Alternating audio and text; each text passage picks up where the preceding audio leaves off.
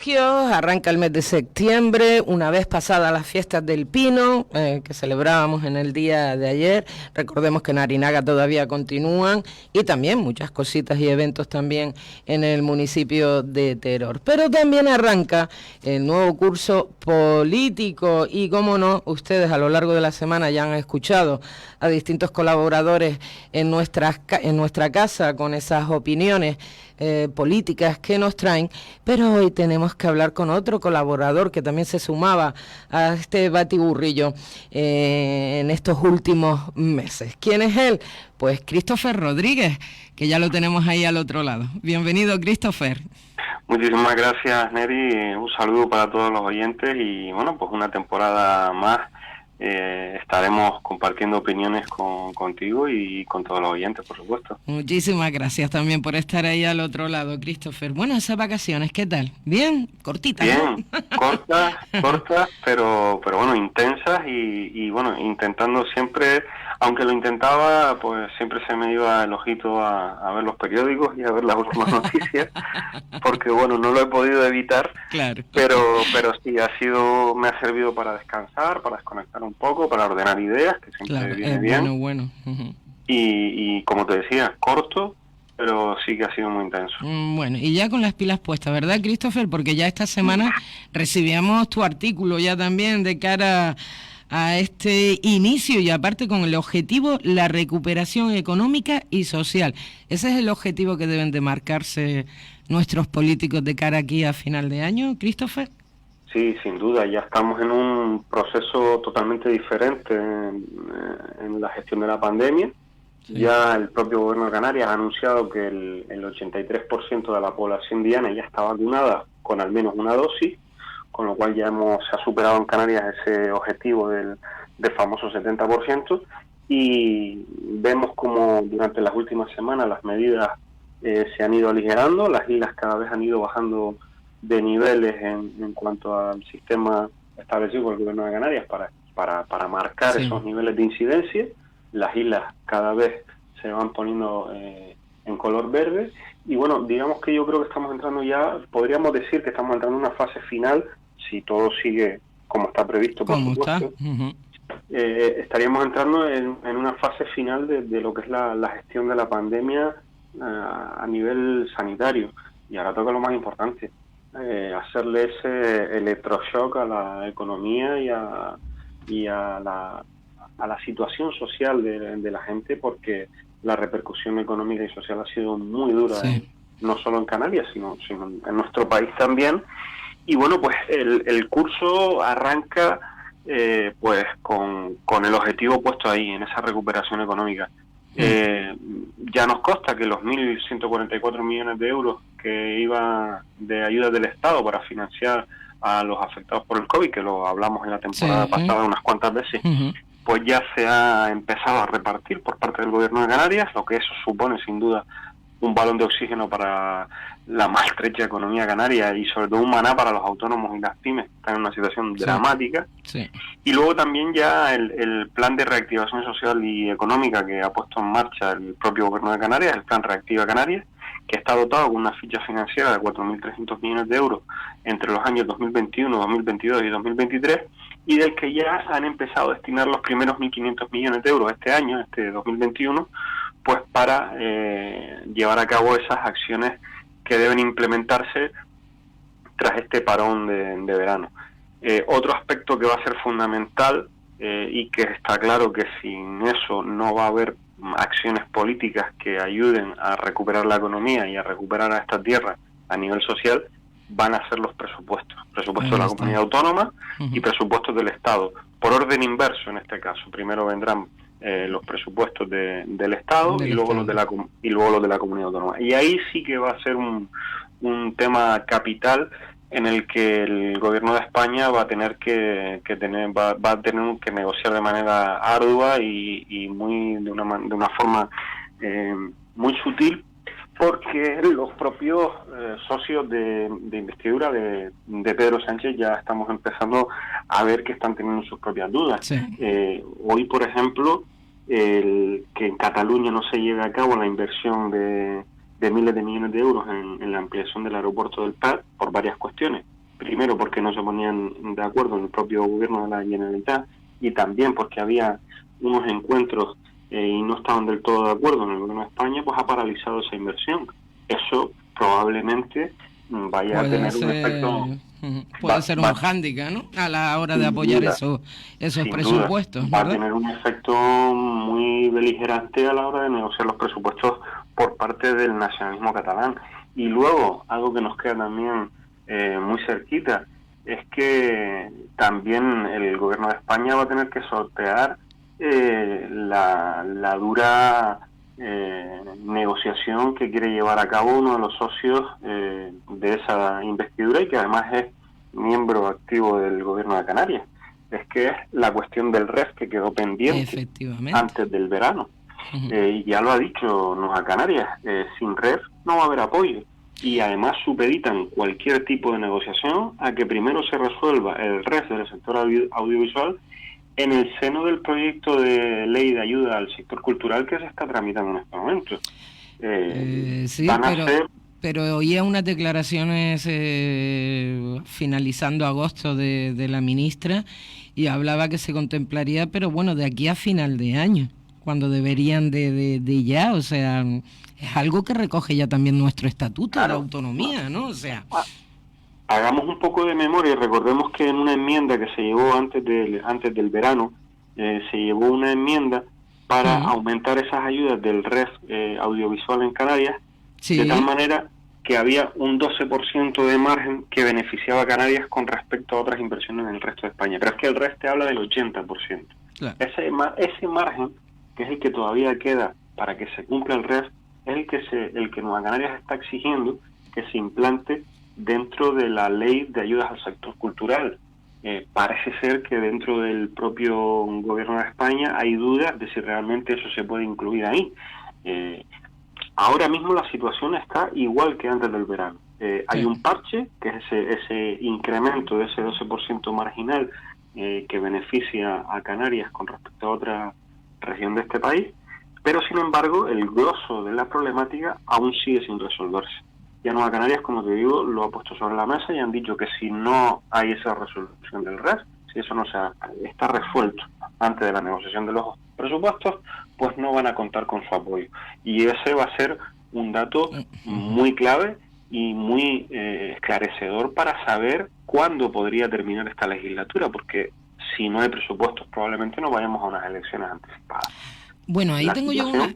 no creo, ¿tú crees que vayamos a elecciones anticipadas? Date cuenta, ya tenemos los presupuestos de este año aprobados, ¿no? El del ejercicio anterior, y recuerda que, bueno, en un momento dado puede acabar la legislatura con esos presupuestos. Lo único que me falla ahí es cómo gestionarían ese dinero que recibimos de Europa, ¿no? Ese es el problema. Claro. Ese es el problema. Claro.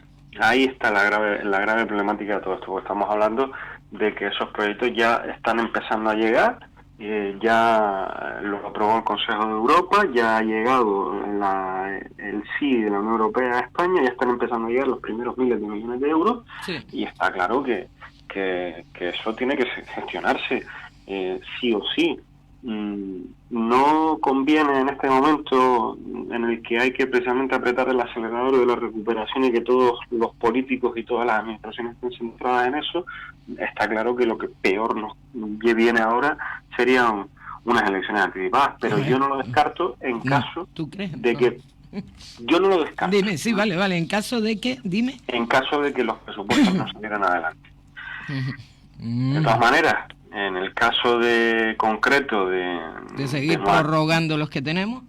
En el caso de seguir prorrogando los que teníamos, estamos hablando de que es un parche para ir ganando tiempo, pero estaría claro que todos los proyectos que el gobierno tiene en mente desarrollar en estos próximos años, pues sería muy complicado que con esos presupuestos, si no hay una modificación, se pudieran llevar a cabo. Claro. Es verdad que ahora el PSOE tiene un nuevo portavoz en el Congreso de los Diputados. ¿Y canario? El canario Héctor Gómez. Tiene un perfil bastante diferente al que estábamos acostumbrados con Adriana Lastra. Tiene un perfil más de consenso, de diálogo y más de de resolución de problemáticas entre pasillos, más que ruedas de prensa con titulares bastante políticos, y eso quizás podría ayudar a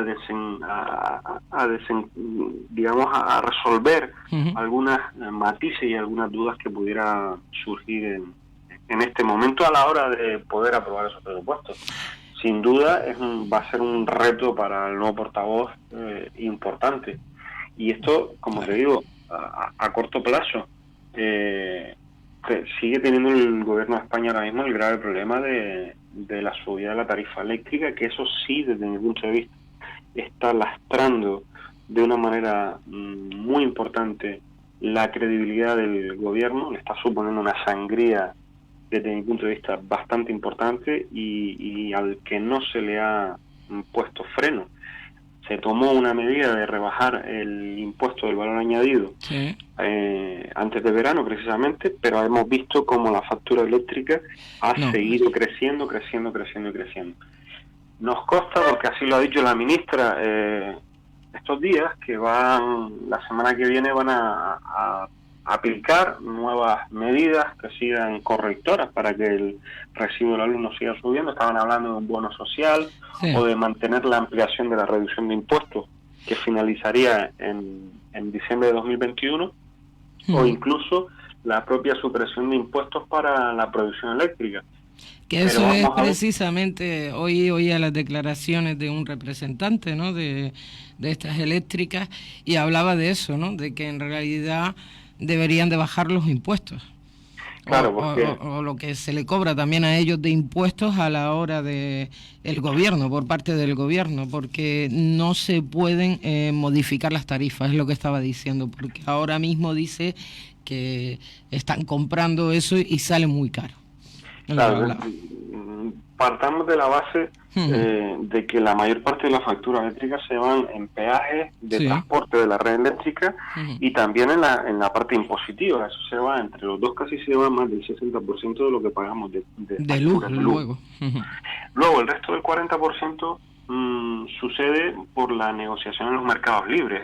La producción de luz se produce debido a la compra de gas. Para poder producir la electricidad se utiliza el gas. ¿Y qué está ocurriendo? Que en los últimos tiempos las propias energías renovables no están pudiendo tirar de la demanda. Entonces, al no poder tirar de la demanda, se tiene que tirar de la energía tradicional. Y hoy día está sufriendo un fuerte incremento de precios el gas, el producto de esas fluctuaciones de mercado. Eso es lo que está haciendo que esa parte libre de la factura esté subiendo de la manera que está subiendo, que incluso ya mañana se espera que va a ser el dato histórico en cuanto al pago del megavatio, llegando a los 140 euros por megavatio. Y es más, y está causando en los bolsillos de la familia un agravio, de verdad, y no te quiero ya contar en el pequeño y mediano empresario, que también nos han comunicado, y dice, es que me viene una factura de luz que en la vida, en todos los años que tengo abierto el comercio. La factura de luz hoy día está suponiendo un grave problema de primer nivel en este país, a ciudadanos, autónomos, empresas, y además es una bomba de relojería que tiene el gobierno debajo de su asiento y que no está sabiendo desactivar, y cada día que pasa la situación es aún más sangrante. Esta concretamente es una de las cuestiones que es capaz de llevarse a un gobierno por delante. Claro. Así de claro. Desgraciadamente, pero es así, ¿no? Así de claro. Es porque al final son las cuestiones del día a día, las básicas de cualquier ciudadano que mira a final de mes y compara lo que tiene y lo que tiene que pagar y qué es lo que le queda. Y en ese día a día es donde realmente, si un gobierno no lo resuelve, es donde de nuevo se le pasa factura.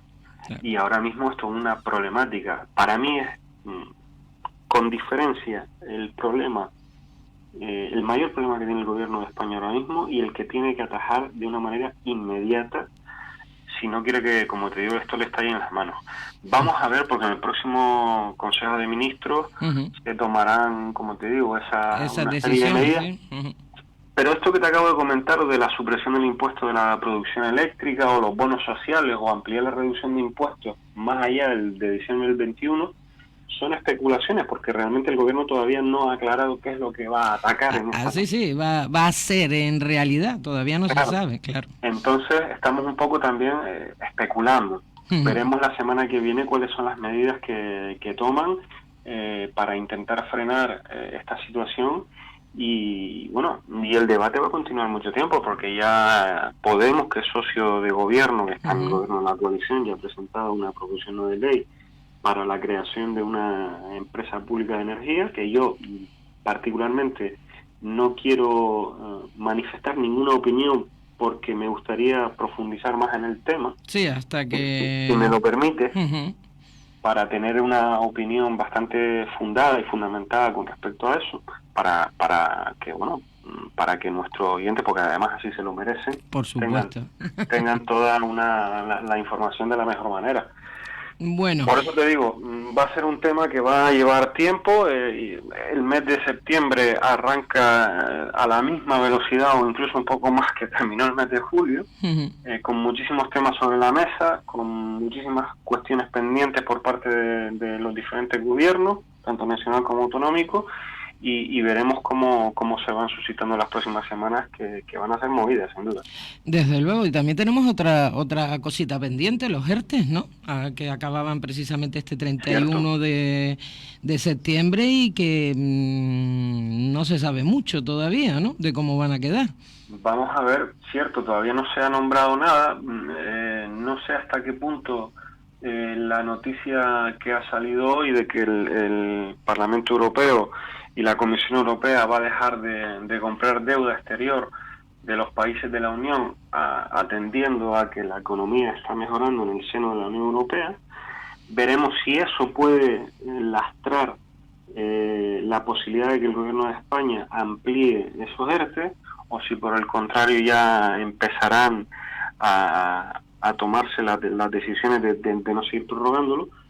Pues... veremos si hay posibilidades, si con las ayudas directas que el gobierno de España recibe de la Unión Europea se va a poder financiar parte de eso. No lo sabemos todavía porque no se ha comentado, pero sí es otra bomba de relojería que tiene el gobierno bajo la silla. Veremos qué ocurre, y porque es verdad que de momento no se ha comentado nada. No, bueno, lo que he oído así más o menos en un momento dado, diferenciar precisamente el archipiélago canario, ¿no? Porque al final, lo hemos hablado en distintas ocasiones, ¿no? Al final, la primera industria que tenemos nosotros es precisamente esa, ¿no? La del turismo. Y si no comienzan a llegar esos turistas, pues nuestra economía va a seguir mermada, ¿no? No vamos a terminar de arrancar, y son muchos los hoteles o establecimientos turísticos que única y exclusivamente pues trabajan con esos turistas, y si no les vienen, sí, sin duda, y además pasar, ¿no? Lo hemos hablado muchísimas veces. Sí. La situación de Canarias y Baleares es totalmente diferente a la lo que puede haber en territorio peninsular, ¿no? Claro, pero como te decía, vamos a ver cómo va a afectar esa decisión del Banco Central Europeo de no seguir comprando deuda de los países de la Unión, porque eso sí podría provocar que la política expansiva de gasto se redujera bastante en determinados aspectos. Veremos en los próximos días cómo va avanzando esto, pero sí, sin duda es otra cuestión que hay que marcar en rojo para hacerle un especial seguimiento. Exacto, y además otro de los problemas que afecta directamente a la vida cotidiana de los ciudadanos. Efectivamente. Como estábamos hablando con la cuestión de la luz. De la luz. Bueno, Christopher Rodríguez, más cositas. Quería comentar contigo porque esta semana Bueno, fue concretamente el pasado fin de semana. Seguro que has oído ese ataque homófobo en Península, que la verdad que el trato que le dieron a este joven saltó por todos los medios de comunicación, los distintos colectivos, asociaciones. De hecho, ya estaban preparando hasta manifestaciones, ¿no?, para de que una vez por todas acabaran este tipo de ataques, ¿no?, a las personas. Y nos enteramos, desgraciadamente, en el día de ayer, bueno, que era una noticia falsa. O sea, una noticia falsa no, disculpen. La noticia sí se dio como en primer momento se recibió por parte de los medios de comunicación, pero era una falsa denuncia por parte de este joven que quería ocultar a su pareja, pues que le gustaba una serie de relaciones extramatrimoniales, ¿no? O fuera de la pareja. Es increíble, ¿eh? Increíble. Pero ha sucedido. ¿Qué opinión te merece esto que ha pasado, Christopher? A mí, de entrada, es que me parece este personaje, claro, de una irresponsabilidad absoluta. Me parece que no ha sido capaz de medir el impacto. Ya no solo el impacto mediático que ha tenido todo esto, sino el impacto en la credibilidad de un colectivo, sí, que durante tantos años ha estado marginado, durante tantos años ha estado perseguido, y flaco favor le ha hecho al colectivo LGTBI, que además hoy día vive con miedo. Sí. Porque que esa denuncia haya sido falsa no implica que en nuestro país no exista un problema de odio. Sí. Que lo existe. Sí, lo existe. Hay un dato que es del Ministerio del Interior. En los últimos 4 años ha habido más de 5.000 casos de delitos de odio contra el colectivo LGTBI en nuestro país. Más de 5.000 casos. Concretamente, 471 en lo que va de 2021. Sí. Eso implica que existe una realidad. Hombre, es que no borra además las agresiones que siguen recibiendo estas personas, vamos, este colectivo. Pero es que además no solo le ha hecho un flaco favor a un colectivo que ya está señalado por determinados partidos políticos, sí, que además, como te digo, viven con miedo a salir a la calle por sufrir una posible agresión. Les ha hecho muchísimo un flaco favor, porque ya lo que está consiguiendo, lo que ha conseguido es que haya un sector de la población y un sector político que están poniendo en marcha un discurso que ya va poniendo en la diana al propio colectivo. Sí. Ya no es solo que se mienta o no se mienta, sino es que ya pone en la diana al propio colectivo y a la existencia y a los privilegios, según ellos, del propio colectivo. Me parece una auténtica irresponsabilidad lo que ha hecho este joven, este hombre, esta persona. Por dejarlo ahí. Me parece que además hay que tocar varios puntos en este tema, porque también habla muy bien, y no lo he escuchado en ningún medio de comunicación todavía, de la excelente profesionalidad y la rapidez con lo que han actuado las fuerzas de cuerpos de seguridad para detectar una denuncia falsa. Es verdad, sí, efectivamente. Eso no lo he escuchado. Con lo cual esto viene a demostrar y viene a tirar al suelo un discurso que está utilizando muy habitualmente determinado partido político, argumentando datos y porcentajes de denuncias falsas que no dice de dónde lo sacan ni en qué estadísticas están, cuando se está comprobando que cuando realmente hay una denuncia falsa, las fuerzas de cuerpos de seguridad saben detectarla con profesionalidad y rapidez. Claro, es verdad. Hay otra cuestión importante en este tema, porque te digo, ha abierto varias vertientes. Ahí está. Esto ha abierto muchísimas aristas, y es el cómo se permite, se está permitiendo de una manera muy alegre determinados discursos en los medios de comunicación, que los están replicando prácticamente sin cuestionamiento alguno. Se está haciendo también en tribunas de oradores, y eso está llegando a la calle. Claro. Son discursos simples en el que el diferente, o el que no piensa como tú, o el que tú consideras que es diferente, es el problema. Y eso es un problema, ¿eh? Y eso es un problema, precisamente. El mismo día que se anunció esa denuncia en los medios de comunicación, la extrema derecha de este país decía que eso era por culpa de los menas inmigrantes ilegales que llegaban a España. Sí, sí.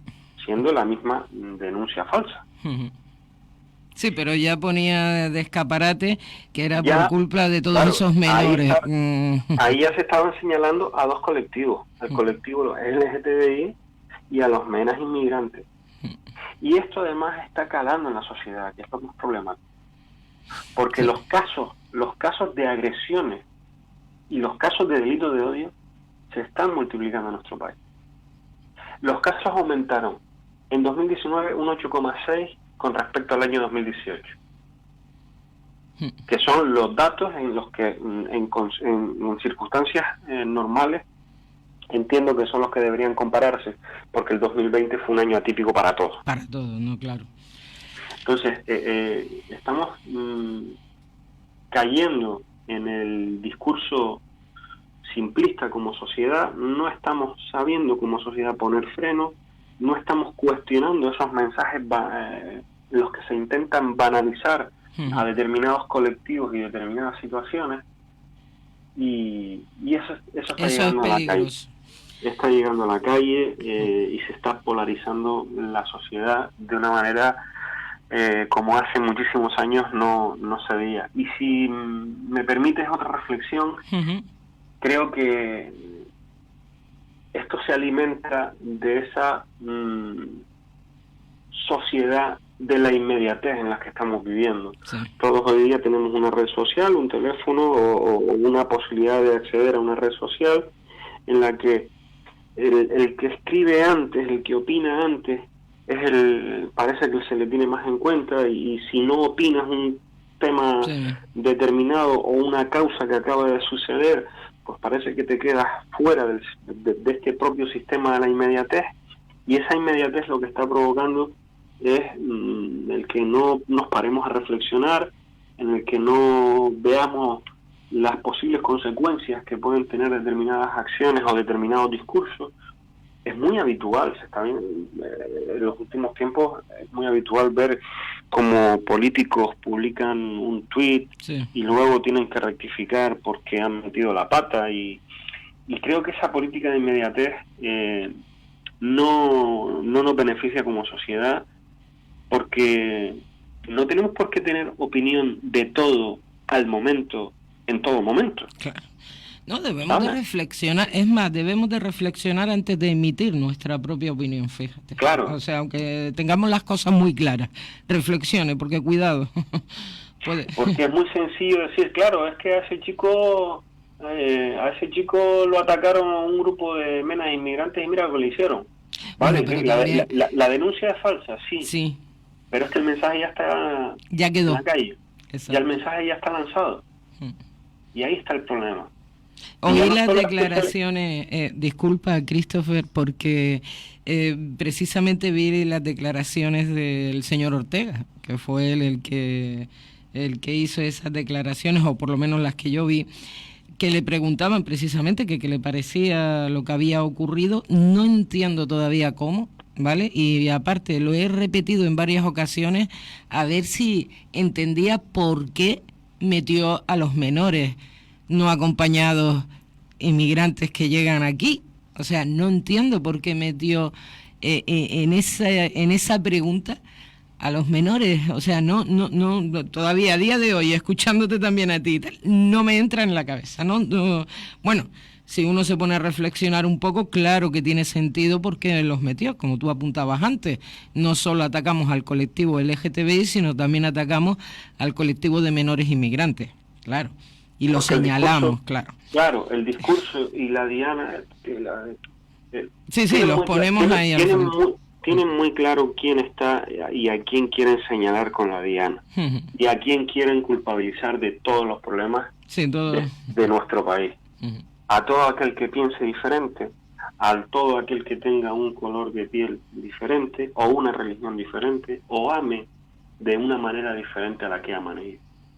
Porque eso se sale de los cánones en los que están educados. Y entienden que eso está totalmente alejado y es una perversión de lo que tiene que ser la sociedad tradicional, la que tiene que vivir este país. Sí. Ese es el discurso y el mare magnum que tienen en la cabeza, y se dice de una manera muy sutil o entre risas, pero se está señalando constantemente a colectivos. Sí.